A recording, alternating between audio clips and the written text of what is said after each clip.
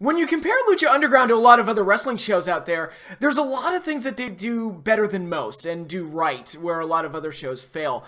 One of those things is storytelling and making you care about who's feuding with each other and why. And this was the first major feud that they did that really worked for me and really got me invested in the product, because you have this hulking, massive brute in Mil Muertes, who's the avatar of death, taking on the much smaller but quicker, faster high flyer in Phoenix, who is the representation of life.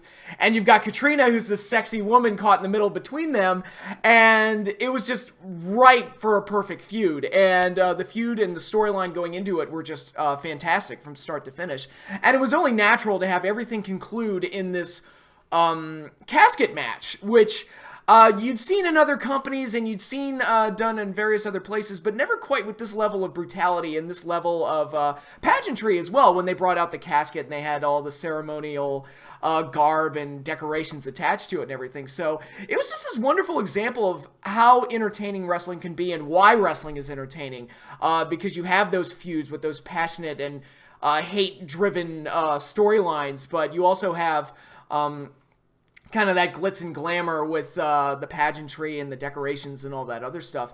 And the match itself was a great example of what Lucha Underground does better than anybody, which are those hardcore violent brawls, because they know how to bring the intensity and they know how to use the violence when it's most appropriate, and for the feuds that really warrant that level of violence. And this was a feud that certainly did. So Mil Muertes versus Phoenix, Grave Consequences. It was an early favorite from Lucha Underground's history, and it's easy to see why. It was probably more than any other match in their earlier days in Season 1. This was the match that made me a die-hard Lucha Underground fan, without question.